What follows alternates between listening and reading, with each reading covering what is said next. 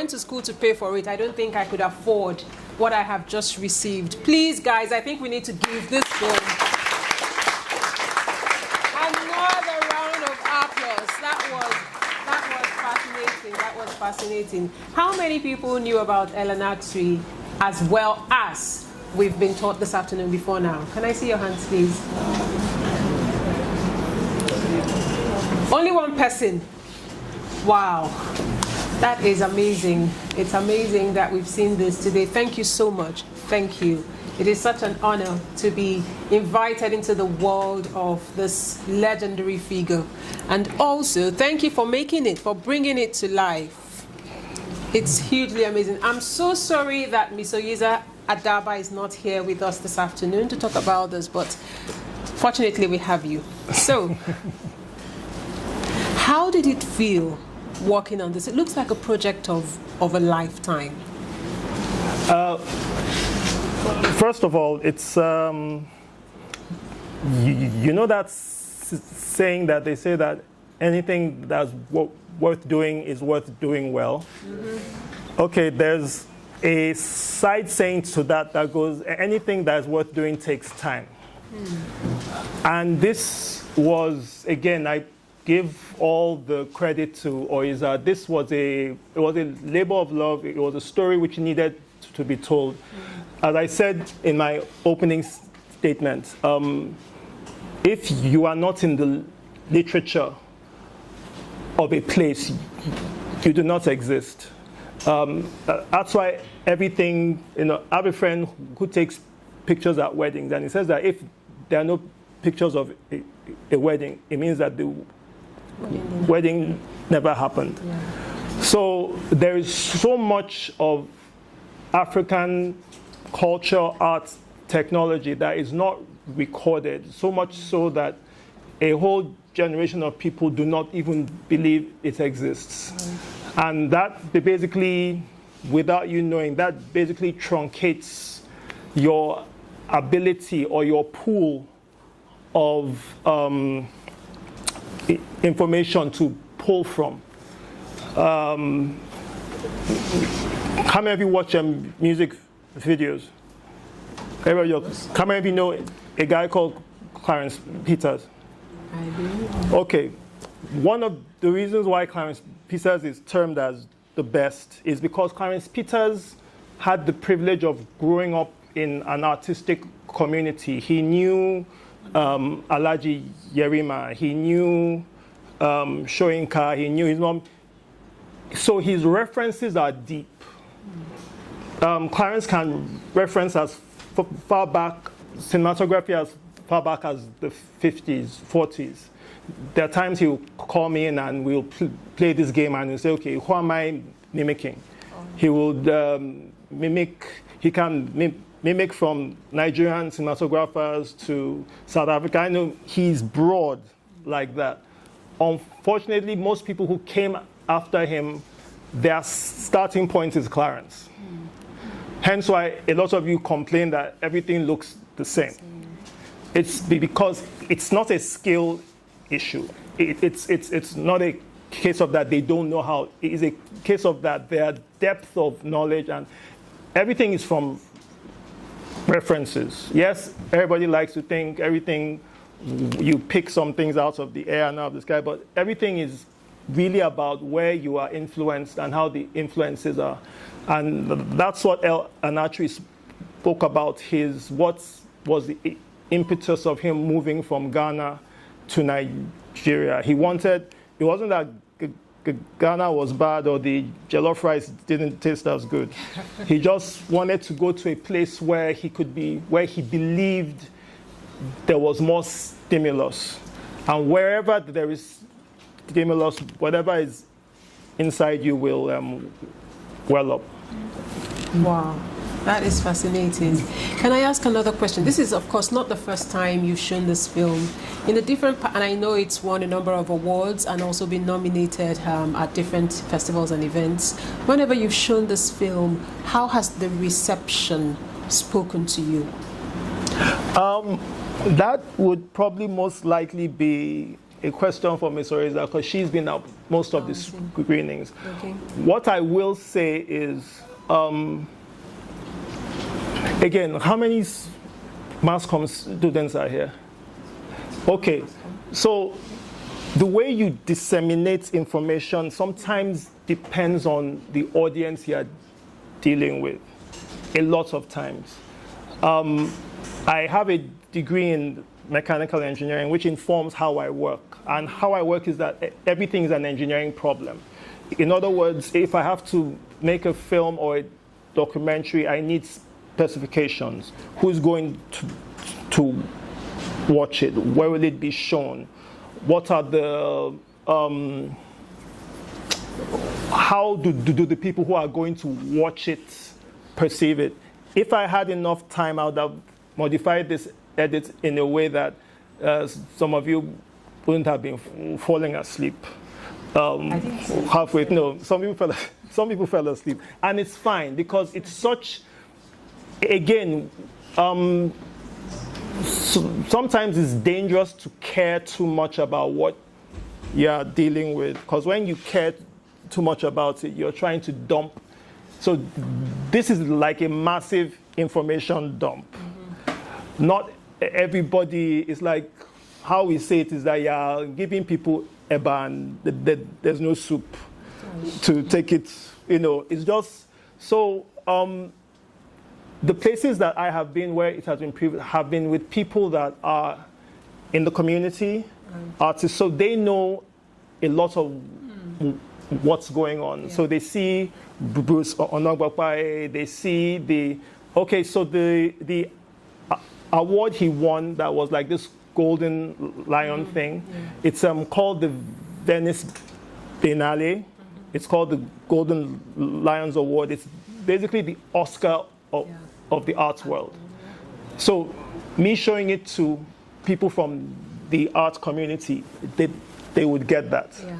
Me showing it to you and not having the time in the edit to explain to you, okay, how important this is a little, I wish I could, but so yes, that's it. It's really an audience thing, but the audiences who have seen it have been, again, very appreciative, because, again, there are very few people who believe anything good can come out of Nazareth, if I can put it that way. There are very few people, especially young people, who believe that you can create anything of any value here that can travel or can be appreciated.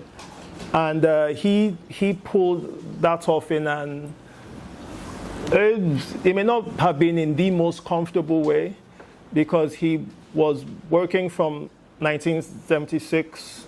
He probably didn't really get known until the 90s-ish. Mm-hmm. But what we glean from him is the power of consistency and the power of always being willing to give to other people.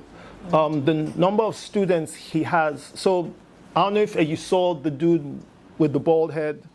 That's Chika Ayangulu. So he's a student of L. He's a professor in Princeton now. Mm-hmm. And he has layers of students like that who are spread out, which may be why he suddenly blew up, because everybody's spreading out and talking about him. Yeah. But his life is a life of consistency, a life of giving, not money, but just giving to people. Yeah. The studio he has is full of kids. He probably... Hello, yeah. So the studio he runs is full of... Very few people in that studio are trained artists. They're just kids off the street who just needed a job or needed something to do. So there are kids there who came in when they were in their teens or pre-teens, and they worked all through, and he paid for their university, and then they blew up, and it's just, it was a life of consistency and a life of giving, which nobody really elaborates about anymore. Thank you very much. I will just ask one more question before opening up to the audience. I'm sure you have questions to us, so please bear with me. We've just seen a deeply rich story of a man whose life is complex in a very good sense, multi-layered, as you put it. And I was going to ask this question at the end, but I better take advantage of it now, just in case it doesn't get asked.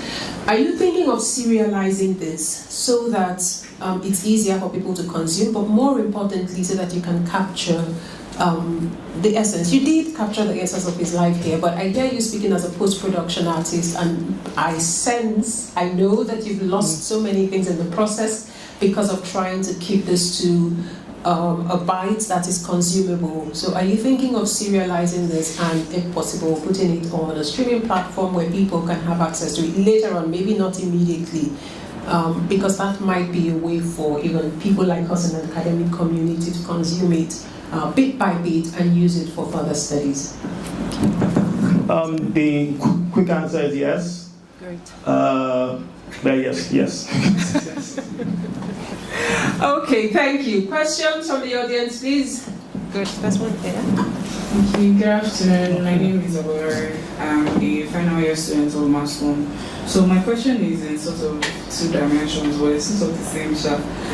So firstly, after the initial personal history, how were the ideas that were going to be, talked about, like investigated, filmed and all, how were they chosen? Then during the arrangements of the clips and during the editing process, like, was the arrangement set in stone, or did you guys just, fancy it, like just, go with the flow and all?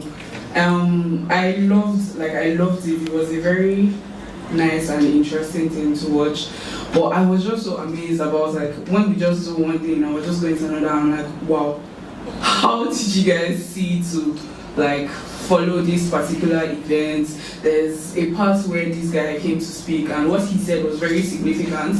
But I would not think to interview, what's his name? Femi Kuti? Seun Kuti. Seun Kuti. Yes, I would not think to interview him or think he has anything to say necessarily. Like, obviously, he's influential because he's also an artist, but, like, it doesn't really follow. Like, I just want to know the thought process behind the people that were interviewed, the process, the arrangements, the editing processes. Thank you. Thank you very much. Perhaps you can also speak to, what you told me earlier about editing for 11, was it 10 or 11 years? 11 years. 11 years, thanks. Okay, very quickly. Are there any of you here who were ever lectured here by a lady called Ayodele Onyekachi? No? Okay. So no, I was just asking that because then I could gauge what I was going to say. So, when you do, in media business, there are two broad categories. There's scripted and non-scripted, but everything is scripted. All right. So, for scripted, what you have is everything is down, scenes. So those are films, movies, carved in stone. For non-scripted reality show, reality TV, documentary, what you build is a guideline. All right, so you start with a very flexible arrangement. However, it's still built off standard narrative structure. So, do any of you know about the standard 3-act structure? Do any of you know about the standard 5-act structure? Okay. Everything is basically built on that you need your beginning. So let's use, so you guys know about Freitag. Freitag's good. So everything starts from basically, okay, first thing, introductions. Whether it's introductions of people, introductions of situation. Next thing, your midpoint, inciting incidents, blah, blah, blah, blah. So it's up to you to choose what goes into these places.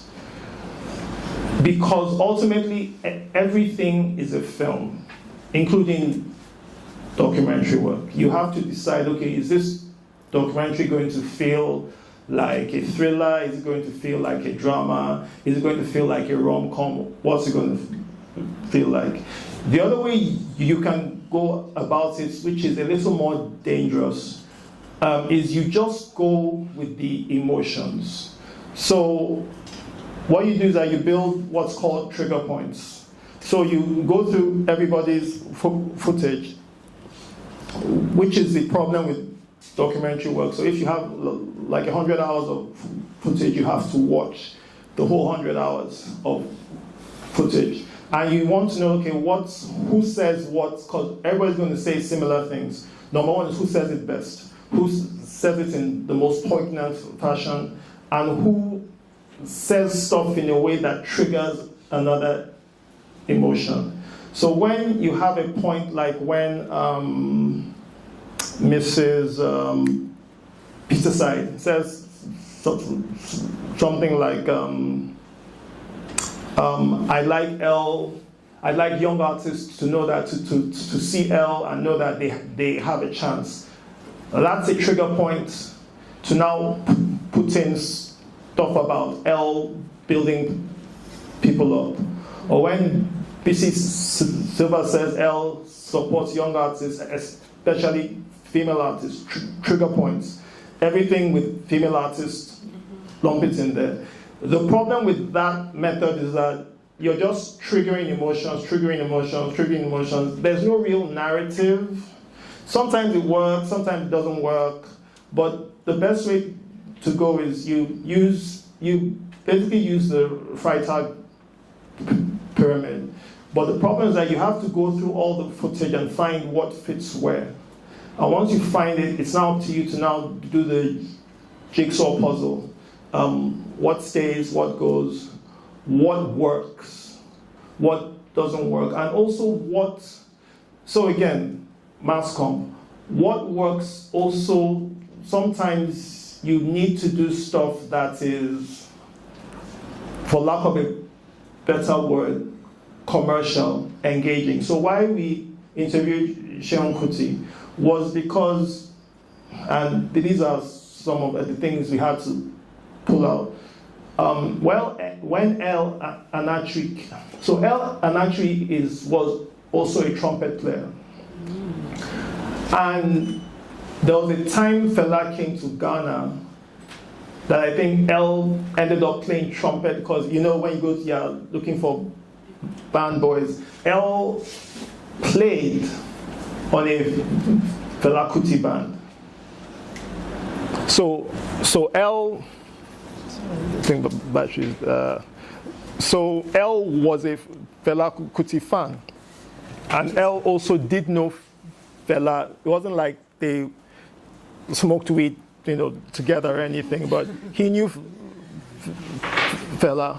So, as in how I say, when you do a documentary, you first create a guideline script. So I created all the interesting points that we think should come into play, of which, if you have a connection with Fela Kuti, that's an interesting point.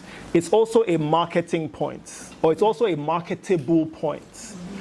However, we didn't have enough footage to really build that Fela Kuti reunion. However, Seun is a lovely person to interview. Whatever you may think of him, he's an amazing person. He's a great intellect.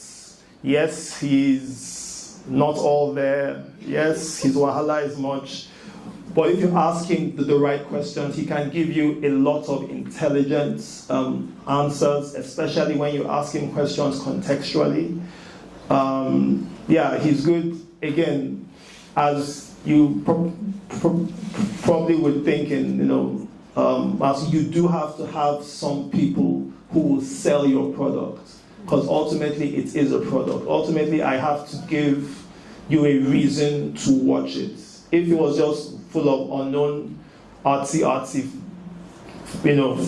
faces, a lot of people may be like, okay, who's this? But when you see Seun Kuti, you're like, okay, that's Seun Kuti.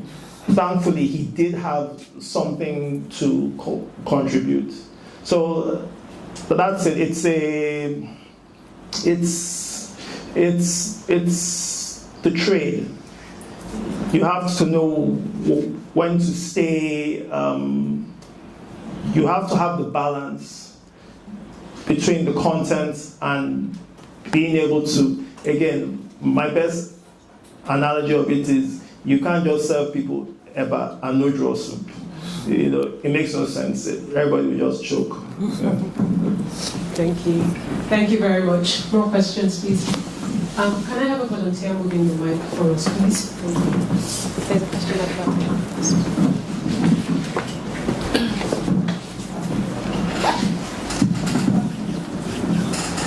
Good afternoon. My name is Adaba. I'm a film student in 200 level.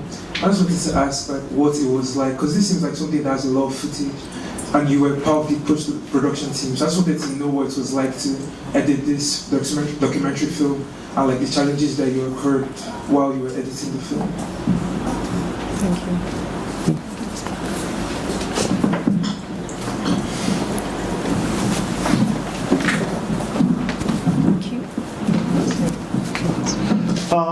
So first and foremost, I'm going to say this a lot. This film, everything will rise and fall on leadership. Everything will always rise and fall on leadership. And the leader of every production is a producer. If your producer is not, does not lead properly, you're always going to have issues. The lady who led this, Oyiza, Adaba, led it with, it was almost like a crusade. And you as a post person feed off that energy. As I said, it took 11 years. And it was like 10 years of gathering content, because what was going on was that ANATSUI, it looked like he was going on his final tour. At that time, he was in his 70s. And he was just doing a lot of events around the world. If you're talking about the experience of it, when you do documentary, again, I always try and tell people, especially people in film, the reason why film is broken up into different disciplines is because it takes different personalities. Film isn't like music that's just the artist and the producer. It takes a ton of people. Being an editor for this kind of thing, you need certain qualities. And it's not qualities that says I'm a bad guy. It's qualities that you just like being alone. And you just like being in quiet places. And you're comfortable with trawling through large amounts of data. The first thing that you do when you have documentary work or any film work is what we call, what do we call it? It's called handling the chaos. And what that is basically data management. And that is, okay, how are you going to arrange this data? What makes sense? What method of arranging this data are you going to use? That's where it all starts with. It doesn't start with this. It doesn't start with creativity. It doesn't start with it. It starts with a lot of technical stuff. How many hard drives are you buying? How are you storing these hard drives? Because you need to be aware that all these things that have been shot are people's lives. You know, so the experience was long. But my personality, as long as you're leaving me and my computer alone and you're not in my space, I'm fine. I do this every day. I just leave me alone and let me edit. That's not for everybody. It also takes an understanding of patience, that things take time. There is, sadly, for a lot of things, there are no shortcuts, especially in film. I know they are raising a lot of you guys on AI right now. I'm very concerned, and please understand, I'm not concerned that anybody is going to take my job, because, no, I'm not. And I'll explain why. When I see AI, that you guys, because you guys are learning with AI, I'll take AI and I'll cut everybody off, because you you don't have the benefits of knowing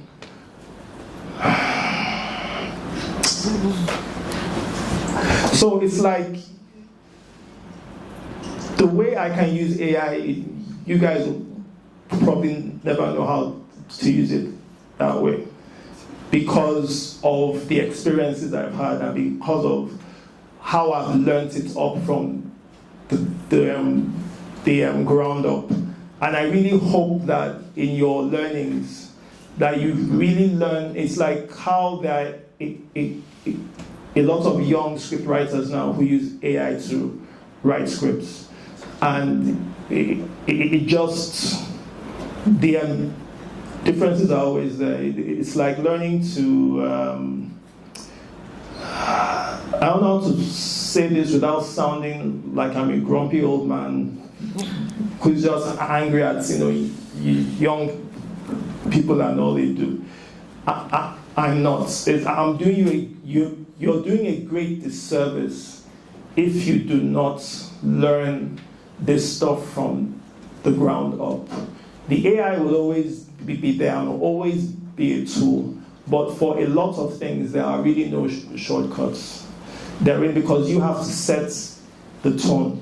So when this film started, one of the biggest problems we had was that, understand it's 11 years. When we started this, 4K wasn't a thing yet. So I now have data that isn't 4K and data that's 4K. And you now have, things change in our industry very quickly. Software, formats, and just, that was probably my biggest challenge. So you're now coloring stuff that has a wide color space and coloring stuff that has a small color space. And so that was one problem. The next problem was, as I said, it's such a big information dump. I wish I could have structured it to know, okay, I'm doing this for this demographic, and I would have known how to tailor it for that demographic. But then it's also a historical document. So it's, okay, how do we make this information dump interesting? It's always about teamwork, unfortunately.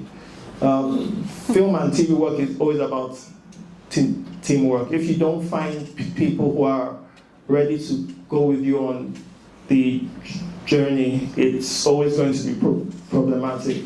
Thankfully, the producer, sadly, is like an older sister. We have plenty of mutual friends. We have, yes, that there were plenty of times I was not picking her calls. Yes, there were plenty of times I did not agree with her direction. But that's another thing in our industry. As I said, everything will rise and fall on leadership. If you do not believe in who is leading you, then you should leave the production. If you do believe in the person to whatever extent, then yes, just go all out to the best of your ability. But there are no shortcuts. It will be painful. It will be painful. Thank you very much. Shouldn't we applaud? Thank you. Kimka.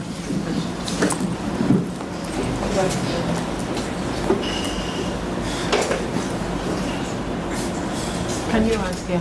Good afternoon. Afternoon. Everyone. Good afternoon. Okay, so my name is Ikiru. I am a mass communication year 4 student, but that's not the point. I am also I make documentary films, and I'm also aspiring to do bigger productions one day. So my question is kind of a two-way question of how passionate I am about it. So I wanted to know how you were able to approach pacing of the documentary while trying to balance interviews and visuals, and also the archival footage that you collected or that you guys had. and if there were any moments that you personally or like in general you had to like restructure particular scenes to like maybe enhance the emotional impact or change something and things like that. Then the second